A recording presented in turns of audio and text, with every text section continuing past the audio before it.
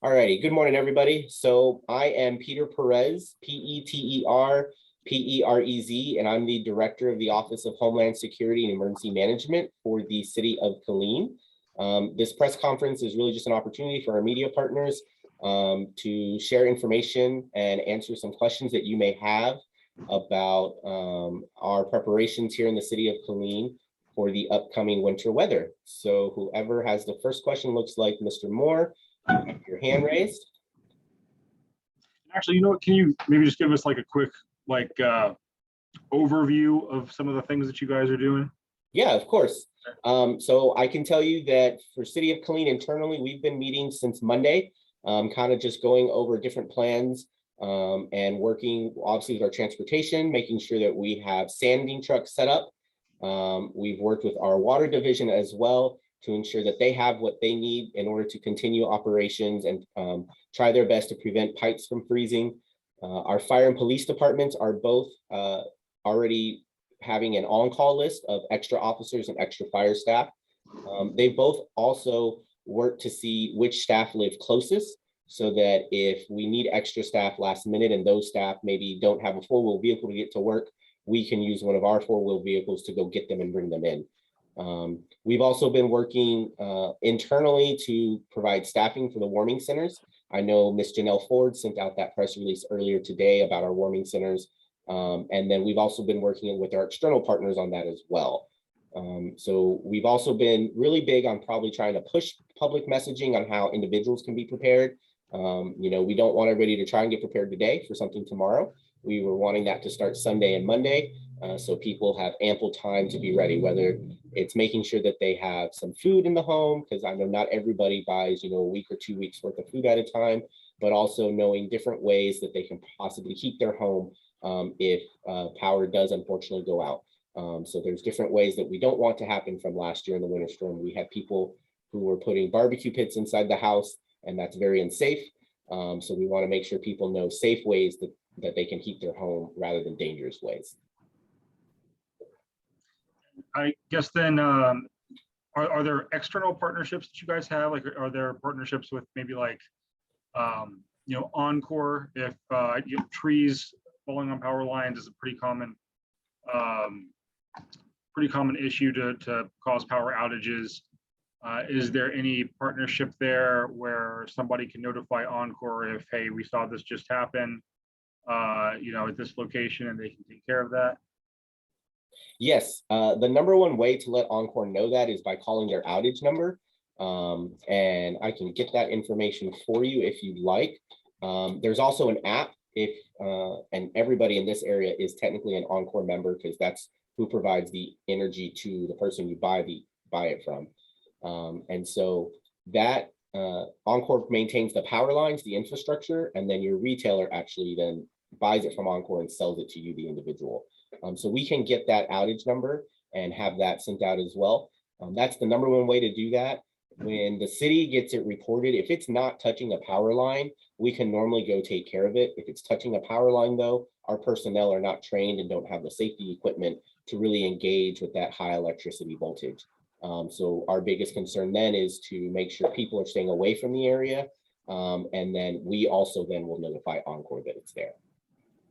Have you been doing any tree trimming in advance of the winter storm? I wouldn't say it was because of the winter storm. We normally do tree trimming on public right-of-ways, making sure that our trees don't grow into the line. Once the trees start actually encroaching into the lines themselves and getting into that area, it then requires a specialist to come in and do it. So as far as city properties go and right-of-ways where we have trees, we try to prevent the trees from even reaching that point. So we do take care of that on an annual basis. Okay, cool. And then for what you were doing to treat roads, you know, a lot of people said, or a lot of agency leaders at Abbott's press conference yesterday, were basically telling people, look, once the freeze gets here, don't drive, don't chance it unless you absolutely have to. So you guys are putting that stuff down on the roads, but is it important to point out that that's for people that have to be out there? Right. So if you think about our emergency personnel, our police and firefighters have to get back and forth to work. Also the medical staffing at hospitals and long-term care centers. Those are really those people that need to get to work. Obviously in this area, we have a very large military base. So if the military base is calling them in, we try to make sure that we keep those routes open. So those are things. And we also work with the school districts as well to try and keep larger roads that the buses travel on treated, so that if they are going to be open, then they're able to try and do that in a more safe manner. For everybody else, I mean, just in certain areas of the city, it could still be unsafe or very icy for people to drive, right? Correct. Yeah, those actual neighborhoods, those smaller streets most likely are not going to be able to get treated, and they're not going to get sand. We try to keep the larger roads, the arterial roads, free and open as much as we can. And then if somebody has an issue where either the power goes out and they need heat and they don't have anywhere to go for that, or maybe a pipe breaks and they need water, is there any way that the city is helping with that? So we do have warming centers that will be open starting tonight. So if somebody's home for some reason loses heat or even water, and obviously if water pipes break, you don't want to stay in there with that as it's freezing. So being able to go to these warming centers is an option for all of those community members as well. If your water pipes break, our recommendation is still to call either the non-emergency police number or to call the water department outage number that we have posted on our website. So as that happens, we've beefed up our water division staffing and our on-call staffing so they can go out and turn off the water at the street where the meter is for you. If the breakage is on the homeowner side or the rental unit side, unfortunately, you'll have to call a plumber out to fix that, because it will be, under your sink or in your walls.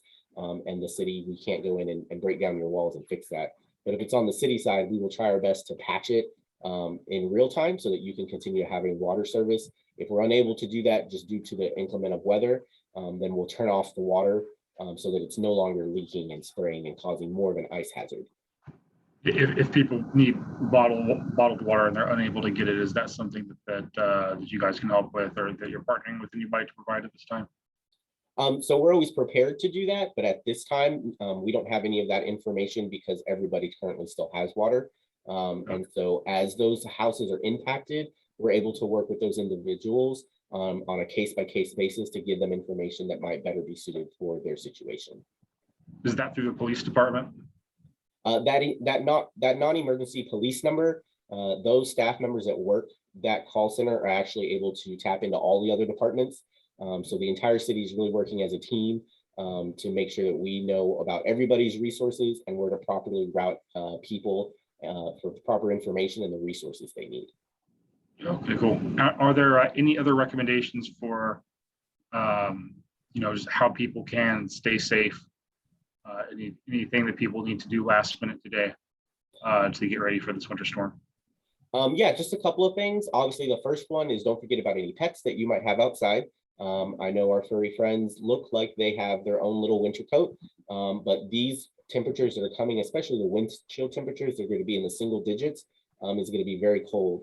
So bringing them inside to some sort of heated shelter is good. I know when I was younger and we had an outside dog, even just bringing them into the garage, because the garage is going to be much warmer than that outside doghouse. We have kind of already touched base on roads. So unless you really have to be out on the roads, especially for our area, the National Weather Service Fort Worth is forecasting that this afternoon, we'll start seeing rain.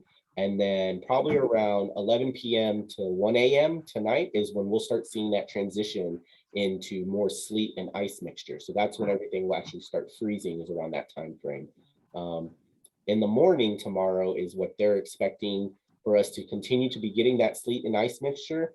And then by noon tomorrow is when that precipitation should stop.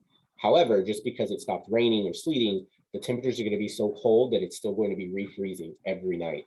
So unless people have to be out on those roads, we really ask people to please not be. So go today if you have to and get some groceries if you haven't already. And you don't need groceries for next week.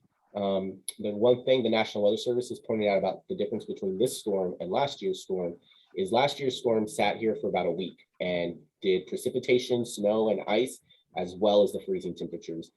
This storm is not expected to give us that type of precipitation. It's just expected to stay cold through about probably Sunday. Sunday is when we'll start seeing the temperatures come back into the 40s, possibly the 50s. And starting Monday is when we'll have that gradual increase and things will for sure start thawing out. So you just need a couple of days worth of food and water to make sure you're able to sustain that at home. Sounds good. Well, that's all of my questions. So I guess if nobody has anything else, we're good. So, does anybody else have any other questions? Hi, this is Megan with KWTX. I was just curious if you could talk a little bit about the warming stations. Obviously, those things open every time it kind of, temperature drops below freezing, and there's those certain requirements. But last year, when those rolling power outages happened, I think there was kind of a switch in what kind of warming stations were needed, and that it wasn't for the homeless, but just waves of people that were needing shelter. Are you guys preparing more for that kind of thing to happen, or is it just the standard people that are on the streets and don't have a safe place to go? That's what's available right now. So first, our warming centers are never just for our transient partners in the community. They're for anybody who might need, to get out of the cold. If you think sometimes, unfortunately, fires and emergencies in our personal lives don't happen when we're not at home during the day when it's nice and pretty. Most of the time they happen at night. So even if we had a house fire, an apartment fire, and the warming center is open, that's always our first go-to where those people are taken to so they can have shelter. The key difference between what's happening this week over the next couple of days and what happened last year is last year was an actual disaster declared by the governor and the mayor. And so the electricity wasn't able to hold up, which then started impacting water, which then started impacting a lot of other things. In this particular storm, we're not expected to see those types of prolonged precipitation. So we're not expecting that, but we are prepared for that. So at this point in time, we do have warming centers that will open tonight, Wednesday night, Thursday night, Friday night, and Saturday night. And that information was sent out because we will be changing locations. So the first night tonight will be at the Rosa Herford Community Center, which is at 2201 East Veterans Memorial Boulevard, and they open at 8 p.m. Thursday and Friday will be at the Moss Rose Community Center. That facility is owned by the Killeen Housing Authority, but they also have volunteers such as LULAT, Herencia Council, and the VFW Post of Texas, who comes and assists them and cooks those meals. So they'll actually be cooking dinner for folks. And then Saturday, right now, we're scheduled to also be at the Rosa Herford Community Center. And so anybody who's needing to get out of the elements is welcome at those warming centers. And if something were to turn into a disaster, that then activates our emergency management plans, where we have a sheltering plan and we have other sheltering partners who can provide more services. Great, thanks. Do you know how many volunteers are working on that effort to kind of staff those places? Yeah, so the Moss Rose Center is actually a really great resource in this community. So I know that LULAC Herencia normally has 3 to 4 people who are actually food safe certified by public health, so that they know proper cooking techniques, right temperature times, how to handle raw food. And then the facility itself is already kind of a mecca to our transient partners in town. They already provide resources in blue sky days when nothing's happening to those partners. And so they already have some supplies there, and they do drives throughout the year to gather more supplies for times just like this. And the VFW is also a great partner. They specifically are able to tap into some funds from the federal government to better assist any of our transient partners that might be veterans. And so they're a great partner to have, and they bring more volunteers as well to assist with cooking meals. Obviously, you can imagine cleaning up that facility when a large amount of people are in it is a great effort as well, keeping it stocked in the bathrooms and things of that sort. Thanks, I appreciate that. Could you just maybe speak to how important it is to have those volunteers assist with this? Yeah, we would not, I think if some of you have been in the area for a while, you remember the previous years before now, our warming centers were strictly, you just came into a lobby, we had coffee, we probably had some snacks for you, and it was really just a place to sit or lay against the wall and stay out of the elements until in the morning. So with these partners, it's been so important, and we're very grateful because with that, they've been able to organize the feeding at 6 p.m. where the dinner starts, and they take that and run with it. They get food donations so that they're able to plan healthy meals. They always try to have vegetables, and they're able to provide more of a service to those community members than we're able to do on our own. All right, and the next hand I see up is Lauren Dodd. Hi, hi, Mr. Perez. I think we covered a lot of bases. My only real question is, what was the thought process behind, like, why isn't the warming shelter going to be open? Why aren't the warming shelters going to be open during the day, especially considering on Friday and Saturday, we're expecting wind chills in the single digits? So we always have a flexible plan of where we look at things, and we can always tailor that plan to what's happening during that specific time of day. The reason why we plan this way in the beginning for them to close at 8 or 9 a.m. is because our transient partners have other resources they can go to. We have, downtown businesses and gas stations that they're able to go in, use the restroom, seek shelter from the cold, and as well as other transient services in town do feedings throughout the day, and they do clothing and they do shelter as well. So one of the large projects that's probably going to take some time is the Homeless Coalition is trying to get a better, I guess you can say, situational awareness on all of those services and all of the community partners that offer those, so that information is able to be shared more easily. The transient population knows about it because that is the resources that they use almost on a daily basis. But for us, the biggest gap that we've seen continuously is that overnight piece. So that's where the city's been able to come in and provide some staffing to keep something open overnight, where primarily all of those other services are closed. Got it.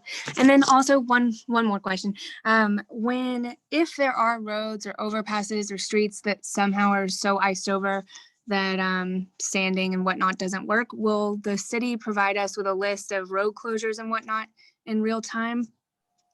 I can't speak to that directly, but as I said earlier, this press conference is being recorded, so I'll make sure Ms. Janelle has that. I will tell you that you can all let everybody know that sometime tonight, the North W.S. Young Bridge will be closed. So that's the one over by the Rosa Herford Community Center, just north of it, between them and the KIC headquarters.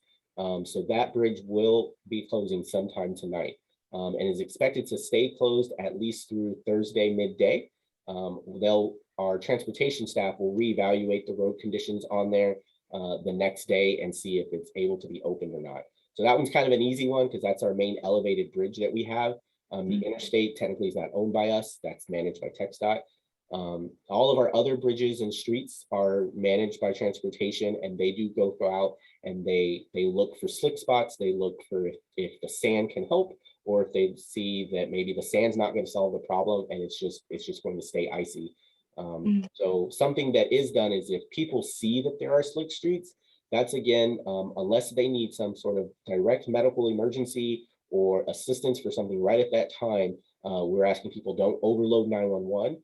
That's what that non-emergency police number is for, to let people know. And like I said, they have the contacts in streets. So as they get phone calls about very slick streets, this happened during the winter storm last year, they were able to dispatch transportation units out to those streets to inspect them. And then if they're closed, we do put up signs. We have lots of street closure signs ready to go on trucks already that we'd be able to put up so that people don't use that.